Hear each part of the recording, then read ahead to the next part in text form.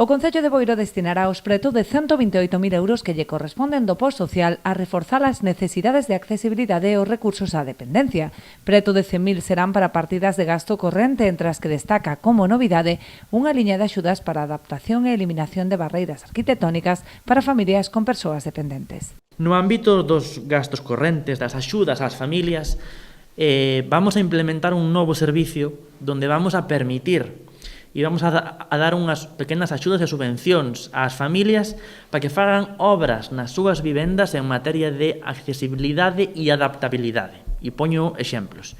Permitir que aquelas persoas que teñan unha persoa con discapacidade, un dependente, unha persona con dependencia, ou unha persona maior, que podan sustituir esa bañeira por un plato de ducha, que podan anchear as portas, que podan sustituir os peldaños por unhas ramblas. Pequenas obras de accesibilidade para permitir unha maior habitabilidade na vivenda e unha maior confort aos usuarios. Eu penso que esta é a gran novedade. En materia de investimentos, ampliaránse os recursos de axudas técnicas en préstamo coa adquisición de 7 camas articuladas e 6 grúas para a movilización de persoas. Este equipamento, que suporá un custo de 17.000 euros, vense sumar ao catálogo do que xa dispón o Concello, con cadeiras de rodas, colchóns antiescaras ou camas articuladas que veñen prestando servizo a máis de 90 familias de xeito gratuito. Outra das partidas que se incorpora este ano é a destinada ao equipamento tecnolóxico para a adquisición dun sistema de inteligencia artificial por máis de 11.000 euros.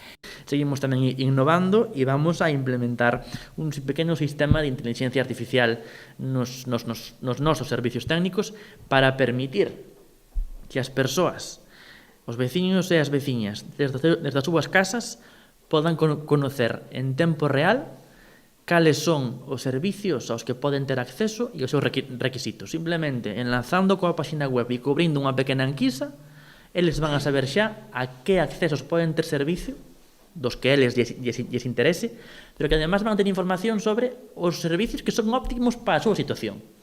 Esa información xa van a poder enviar directamente ao Concello, aos traballadores sociales, para que no primeiro momento, nesa primeira cita que veñan a facer os trámites, xa a persoa usuaria teña toda a información e a traballadora social poda agilizar moitísimo máis os trámites. O resto das contías destinaránse ao reforzo de persoal técnico e administrativo con preto de 30.000 euros, a ampliación das partidas de emerxencia social dotada con 28.000 e unha achega próxima aos 8.000 euros para o programa de conciliación e respiro familiar.